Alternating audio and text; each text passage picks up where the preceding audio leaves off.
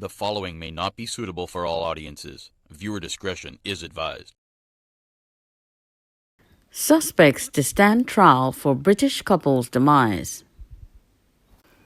2 men have been committed to stand trial for the murder of an elderly British couple in Tobago almost 6 years ago.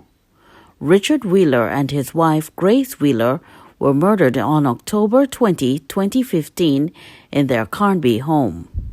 Najib Hills, a St. Vincent national, and Andre Romeo, a resident of Mount Pleasant, Tobago, were charged with a double murder in late 2015. They were not called upon to plead to the indictable charge and have been appearing in the magistrates' courts since then.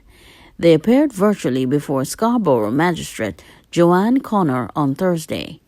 Over the 6-year period the matter was being heard, video footage and witness statements were tendered. On Thursday, the court ruled there was sufficient evidence to commit the men to stand trial for murder before the High Court. Richard Wheeler, 73, was a lawyer with Lex Caribbean and specialized in conveyance and property law.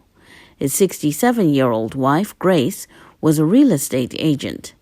They were found dead at their Carnby home. Grace Wheeler's throat had been slit and her husband sustained several wounds to his body. Their home was ransacked. Police suspected robbery was the motive, as the couple's home had been burglarized on several occasions. The Wheelers had recently gotten guard dogs and installed a security system in their home in 2015.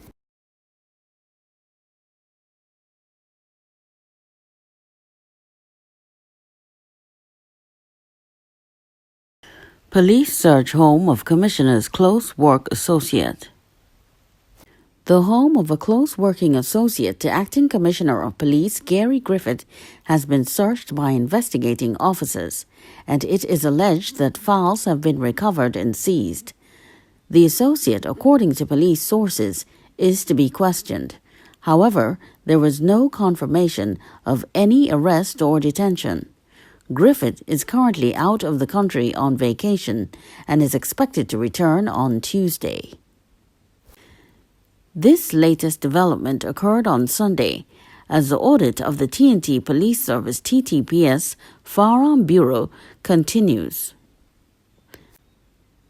Last week, a day after the audit began, some police officers were already engaged in mischief, as described by Acting Commissioner of Police MacDonald Jacob. On Monday, the TTPS issued a release stating that the TTPS is presently conducting an audit of its Firearm Bureau. Austin Parrier, 23, was arrested yesterday after he allegedly knocked down and assaulted a man on the roadway in Las Lomas. Around 7:15 p.m., a 27-year-old Las Lomas resident was washing his car in front of his home when he allegedly observed a white AD wagon slowly proceeding along the roadway, being driven by a man known to him. He recognized the man as he had been involved in a court matter involving the man's family members. The man allegedly swerved the car, which made contact with the 27-year-old, knocking him to the ground. The man then allegedly exited the vehicle with a piece of wood and began to assault him. He then escaped. The victim was taken to the Eric Williams Medical Sciences Complex, where he is currently receiving medical treatment. AG Corporal Mohammed, along with other officers, proceeded to the house at McLean Trace, Las Lomas No. 1, and arrested the suspect. They also seized a piece of wood believed to be used in the assault. PC Daniel continued inquiries, and the suspect was charged today with malicious wounding.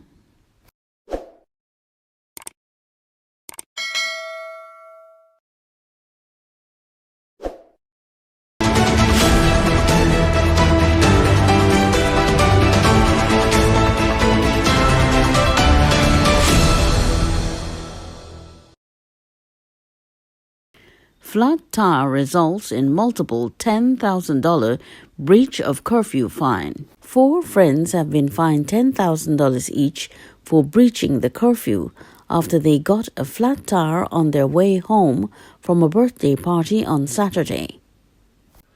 Vijay Sukhai, Krishna Ramkisoon, Akeem Sambreno, and Gerard Balai, all of Dio Kissing Street, St. Augustine, were fined after pleading guilty of the offense during a virtual hearing before Magistrate Dwayne Murray yesterday afternoon.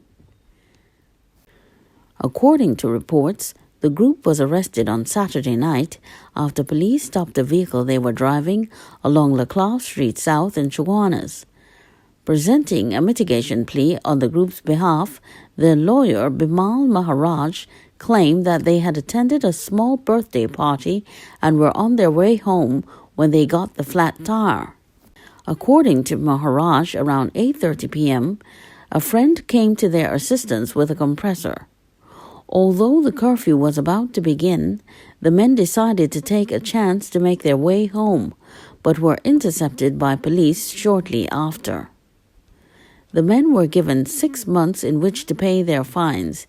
In the event that they fail to adhere to the deadline, they will face 6 months in prison.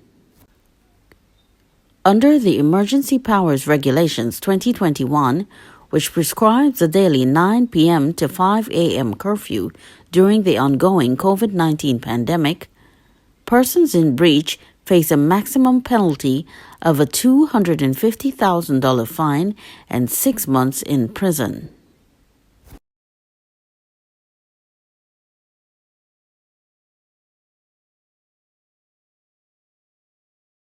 Family of WPC Anisa Khan blames doctor for her COVID-related death. Ashmoon Khan, the distraught mother of WPC Anisa Khan, 35, who died from COVID-19 10 days after giving birth to her third child via C-section, said hours before she died, her daughter asked, "Mom, am I going to die?" Without thinking twice, both Ashmoon and her husband, Ramnaresh Dwarika, Khan's stepfather, replied, "No, you're not." Since her passing, however, Ashmoon and Dwarika have blamed the doctor who advised that Khan be intubated at too late of a stage. Ashmoon said she strongly believes that the timing of the intubating was wrong. She felt that if they were told of the procedure and what it entailed earlier, they would have been able to convince Khan to agree to it earlier, which probably would have saved her life. Khan, after having the C-section at the Women's Hospital in Mount Hope on September 2, was transferred that same day to the ICU at the Couva Hospital without getting a chance to see or hold or even breastfeed her newborn child. Ashmoon said she spoke to her daughter at 11:45 a.m. on Sunday, and by 4:30 p.m. she was contacted by the doctor, who told her that Khan had passed away at 3:30 p.m. after she was eventually intubated and had suffered a cardiac arrest. They wanted to intubate my daughter, and she was not in agreement because she was not sure of what it entails. But every day they would tell us they may have to do that, and then they explained as to why it would have to be done. We were trying to trust what they were saying to us. So yesterday morning when I spoke to my daughter and my husband, and I spoke to her as to what they were saying about the intubating, she said okay, she will agree, Ashmoon said. She disclosed that since the day Khan was admitted to the ICU in Couva, she was not happy with the treatment and didn't know what medication they were administering to her. Khan's stepfather, Ramnaresh Dwarika, who considered Khan to be his own daughter, said in light of Khan's death, he is planning to start a support group for families that have been through the same experience. The ministry just have hotlines for people over phone. I have been in the counseling business for 20 years to know otherwise, but we would have a platform where people would meet each other, to hug each other, and to cry and give them much-needed support, Dwarika said.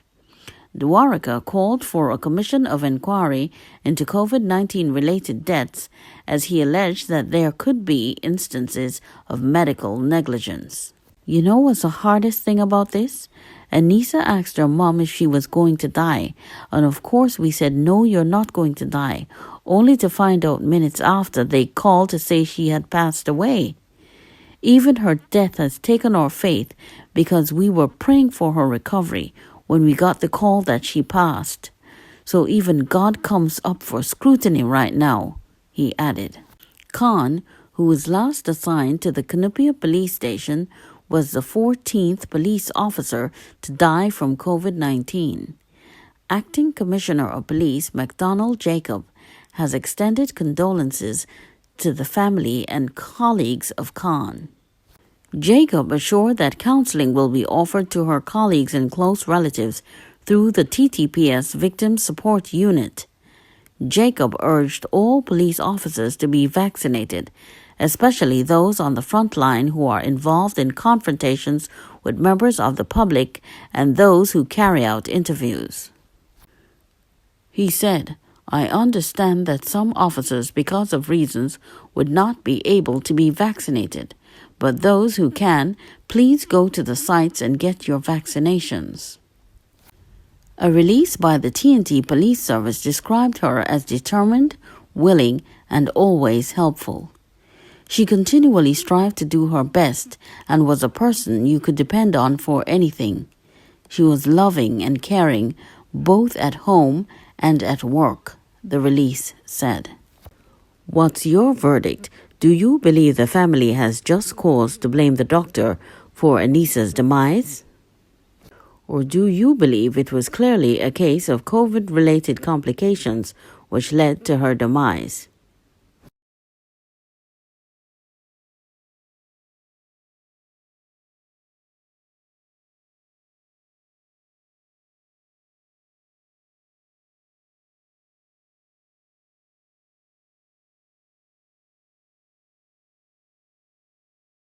MSNBC host Joy Reid bashes Nicki Minaj for tweets.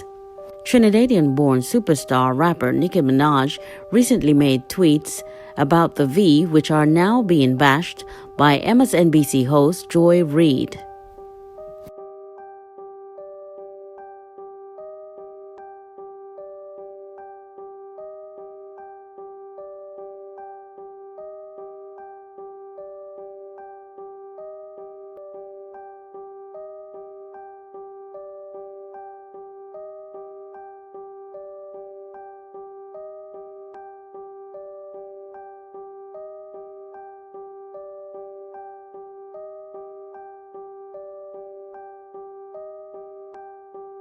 People like Nicki Minaj, I have to say this.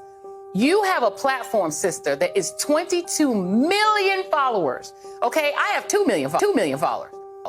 You have 22 million followers on Twitter. For you to use your platform to encourage our community to not protect themselves and save their lives, my God, sister, you could do better than that. You got that platform. It's a blessing. It's a blessing that you got that people listen to you, and they listen to you more than they listen to me. For you to use your platform to put people in the position of dying from a disease they don't have to die from, oh my God, as a fan, as a hip hop fan, as somebody who was your fan, I'm so sad that you did that. Do you believe Nicki discouraged her fans? Or do you believe that this host deliberately misconstrued her tweets? This program contains material of a disturbing nature. Viewer discretion is advised. Dogs allegedly kept in food storage area of supermarket.